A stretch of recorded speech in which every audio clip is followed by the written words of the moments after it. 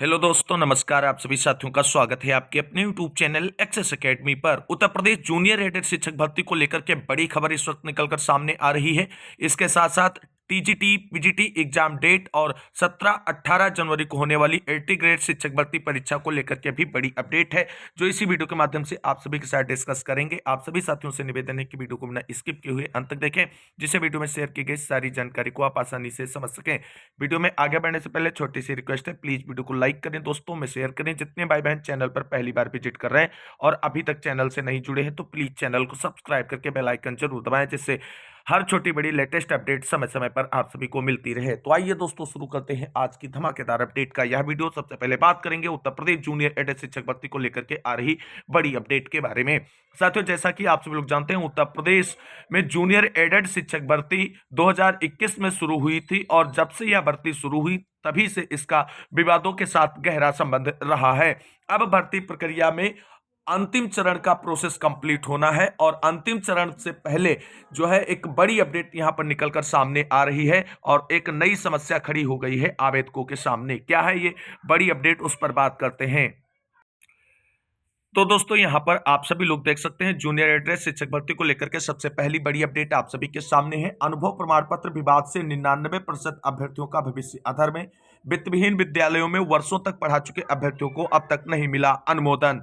खबर है, junior added शिक्षक भर्ती 2021 में चयनित लगभग 99% अभ्यर्थियों का भविष्य अनुभव प्रमाण पत्र के अनुमोदन को लेकर संकट में है। ये अभ्यर्थी वित्त विहीन विद्यालयों से जुड़े रहे हैं, जहां उन्होंने 5 या इससे अधिक वर्षों तक सहायक अध्यापक के रूप में शिक्षण कार्य किया है। नियमों के अनुसार यह अनुभव उन्हें प्रधानाध्यापक पद के लिए पात्र बनाता है, लेकिन अनुमोदन प्रक्रिया पूरी न होने से उनका चयन अधर में लटक गया है। अपनी मांगों को लेकर शुक्रवार को अभ्यर्थी अपर शिक्षा निदेशक बेसिक से मिले और ज्ञापन सौंपा। चयनित अभ्यर्थियों का आरोप है कि भर्ती प्रक्रिया में सफल होने के बावजूद उनके अनुभव प्रमाण पत्रों को अब तक मान्यता नहीं दी गई है। बीते लगभग 14 वर्षों से शासन और विभाग द्वारा वित्तविहीन विद्यालयों के अनुभव को ना तो स्पष्ट रूप से संज्ञान में लिया गया है और न ही अनुमोदन की कोई ठोस व्यवस्था की गई है। इसके चलते वर्षों से शिक्षण कार्य कर रहे अभ्यर्थी आज असमंजस की स्थिति में है। अभ्यर्थियों के अनुसार वित्तविहीन विद्यालयों में सहायक अध्यापकों की नियुक्ति विद्यालय प्रबंधन द्वारा आवेदन आमंत्रित कर प्रबंध समिति के माध्यम से साक्षात्कार के बाद की जाती रही है। इन विद्यालयों को सरकार से अनुदान नहीं मिलता, इसलिए किसी प्रकार के ट्रेजरी बिल की व्यवस्था भी नहीं होती। इसके बावजूद नियुक्ति से पूर्व सभी आवश्यक योग्यताओं की जांच की जाती है। बताया गया कि चयनित अधिकांश अभ्यर्थियों के नाम विद्यालयों के उपस्थित पंजिका रजिस्टर में दर्ज है, जिनका भौतिक सत्यापन भी कराया गया है। इसके साथ ही यूडाइस यानी शिक्षा की एकीकृत जिला सूचना प्रणाली पोर्टल पर भी 5 या उससे अधिक वर्षों के शिक्षण अनुभव का विवरण दर्ज किया गया है और इसके बावजूद भी यहां पर अनुमोदन नहीं मिल रहा है एक्सपीरियंस सर्टिफिकेट को लेकर के, जो कहीं ना कहीं 99% अभ्यर्थियों के भविष्य को लेकर के असमंजस की स्थिति बनी हुई है। इसी को लेकर के एक और बड़ी अपडेट है यहाँ पर दोस्तों, आप सभी लोग देख सकते हैं जूनियर एडेड शिक्षक भर्ती में अनुमोदन की प्रति नहीं बनी मुसीबत। वित्तविहीन शिक्षकों ने शासन में वार्ता करने की एडी बेसिक से की मांग। वर्ष 2022 की इस भर्ती में 1515 पदों पर किया जाना है चयन। वर्ष 2022 की एडेड जूनियर हाई स्कूल की शिक्षक भर्ती जब पूर्ण होने की स्थिति में आई तो 1515 पदों की प्रधानाध्यापक या सहायक अध्यापक के लिए लिखित परीक्षा में सफल हुए अभ्यर्थियों के सामने अनुमोदन की प्रति नई मुसीबत बनकर खड़ी हो गई है। अनुमोदन की प्रति नहीं होने के कारण लिखित परीक्षा में सफल लगभग 99% अभ्यर्थियों के अनुभव प्रमाण पत्र संकट में है। ऐसे में कुछ अभ्यर्थियों ने शुक्रवार को अपर शिक्षा निदेशक बेसिक को ज्ञापन देकर मांग की कि अनुभव प्रमाण पत्रों के विवाद को समाप्त करने के लिए शासन स्तर पर वार्ता कर वित्तविहीन शिक्षकों को राहत प्रदान कराएं। इस भर्ती में चयन के लिए बेसिक शिक्षा विभाग ने रिक्त पदों के सापेक्ष दोगुने अभ्यर्थियों की अंतिम सूची जारी कर आवेदन लिए हैं। अब काउंसलिंग के माध्यम से चयन की कार्रवाई पूर्ण की जानी है।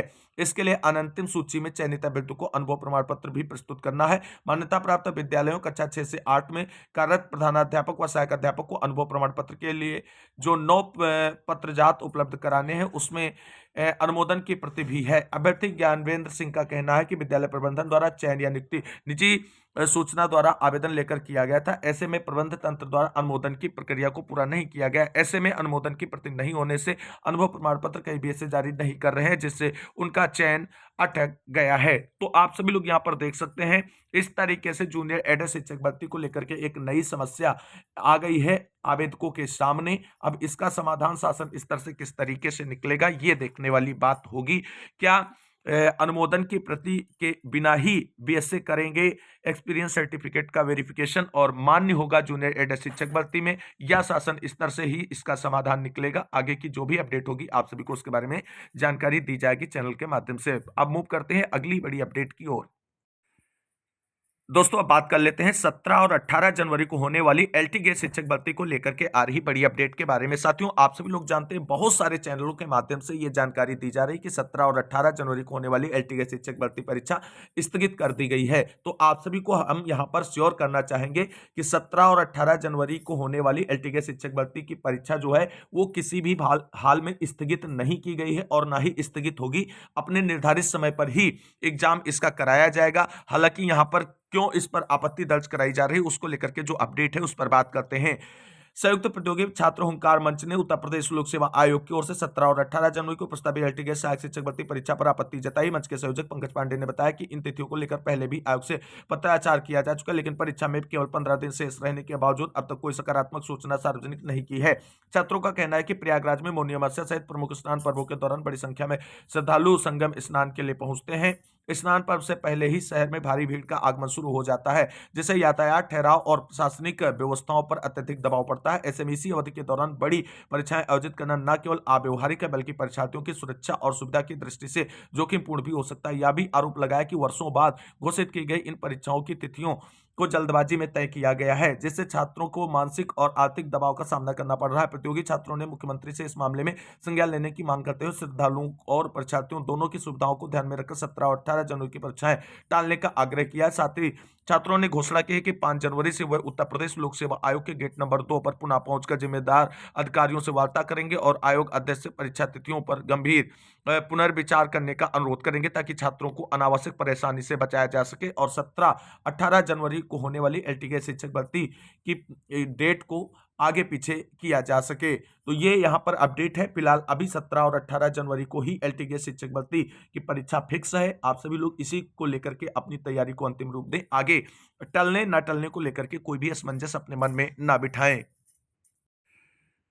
दोस्तों अब बात कर लेते हैं उत्तर प्रदेश की 2022 की टीजीटी पीजीटी शिक्षक भर्ती की एग्जाम डेट को लेकर के शिक्षा सेवा चयन आयोग के अध्यक्ष की तरफ से क्या बड़ी अपडेट निकलकर सामने आ रही है उसके बारे में यहां पर देख सकते हैं। टीजीटी पीजीटी भर्ती परीक्षा की जल्द जारी करे तारीख। अभ्यर्थियों ने शिक्षा सेवा चयन आयोग के अध्यक्ष को सौंपा ज्ञापन।